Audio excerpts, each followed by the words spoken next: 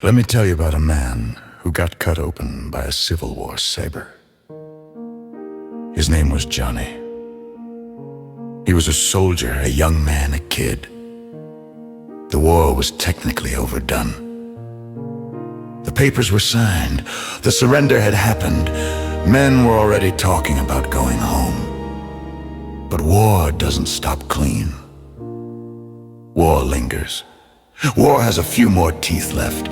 So on April 16, 1865, days after Lee lays it down, Columbus, Georgia explodes anyway. Close fighting. The kind where you don't see history, you smell it. Johnny is there, he gets slashed across the chest with a saber in a hand-to-hand combat match at Columbus. He was 24. The blade opens him. And for a second, that's it. That's the end. But he lives. A doctor gives him morphine for the pain, and it works. Gosh, it works. It works so well, it doesn't just dull the wound. It moves in. It settles. It becomes a second injury, quieter than steel, but harder to pull out. So Johnny leaves the war with two things inside him: a scar that never shuts up, and a mercy that will not let go.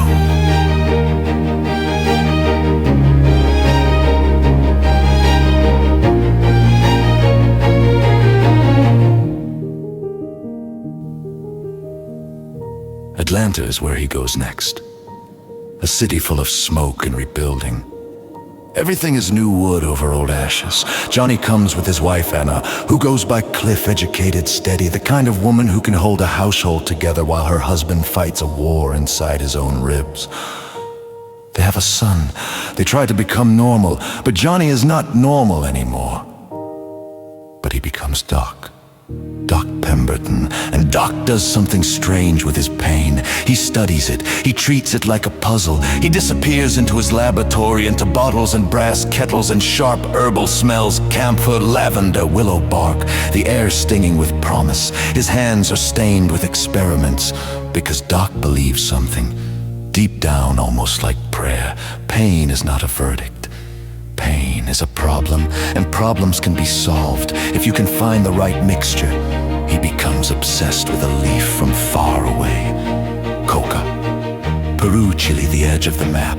The leaf that lifts fatigue, brightens the mind, makes the body feel less heavy. Doc reads, Doc distills, Doc adjusts, because underneath all the respectable talk of medicine, he is doing something much more desperate. He is trying to save himself, not with willpower, with chemistry. By 1885, he makes a drink, a Coca wine, a nerve tonic. Pemberton's French wine, Coca. And it sells the oldest product in America. Hope. A brain tonic, a remedy for exhaustion, a bottle that whispers, you don't have to feel like this. And for Doc, it isn't business. It's survival. Then Atlanta changes the rules, 1886. Prohibition. The city goes dry. Alcohol is banned, and suddenly Doc's miracle in a bottle is illegal. Most men would quit. Doc goes back to the bench. He strips the wine out, rebuilds the formula from scratch, keeps the coca, adds cola nut, pushes sweetness into balance, and somewhere late at night, somewhere between frustration and stubbornness, he mixes it with carbonated water. The bubbles rise, he tastes it, and something shifts, because it's not just medicine anymore. It's alive, bright. It doesn't feel like a remedy. It feels like a desire. That's the moment. That's the hinge. May 1886. Doc carries his syrup down Marietta Street to Jacob Pharmacy. Not like a conqueror, like a man carrying a gamble. The clerk pours. The soda water hisses. The glass fills with fizz and possibility. 5 cents, 9 glasses sell that first day. 9, that's not an empire, that's a heartbeat. That's the first proof the thing can live outside Doc's hands. And then his bookkeeper tastes it, Frank Robinson, and Frank understands something Doc doesn't. The drink is good, but the name has to be unforgettable. Pemberton's French wine Coca is too long, too heavy. Frank wants something that snaps like a match. He takes up his pen and writes, Coca-Cola, 2 words, muse it. A name that feels like it was always waiting. Doc approves. because Doc is the chemist. Frank is the one who knows chemistry is only half the game. The other half is hunger. The first year they sell 990 gallons of syrup, tens of thousands of glasses. 5 cents at a time, Atlanta begins to learn the taste, the habit, and the profit.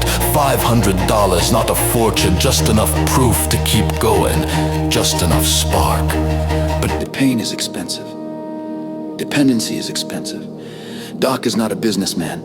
He's not built for ownership battles and paperwork and waiting. He is built for flame, for kettles, for the next adjustment. And his body is still keeping score. By spring of 1888, he's got cancer in the gut, months left to live and no money, so he sells the rights to his life's work. He sells them to a man named Asa Candler for $2,300. $2,300 to the man who'd go in to turn this thing he made into a billion-dollar game. In August 1888, Doc Pemberton dies at 57, buried in Columbus. A newspaper calls him a well-known druggist. That's it. That's the ending he gets. He does not see what comes next. He does not see bottling plants spreading like gospel. He does not see the drink escape fountains and inner kitchens and ballparks and wars and summers and American memory. He gets the war. He gets the scar. He gets the kettle. He gets 9 glasses. And yet, even now, people leave Coca-Cola bottles at his grave. Small offerings. Like the world is saying, we remember where it started. Not with an empire, with a wounded man, leaning over a brass kettle, trying to outsmart pain, and stirring, as if the right mixture might still change everything. Raise a glass to Doc Pemberton. Cheers, Johnny.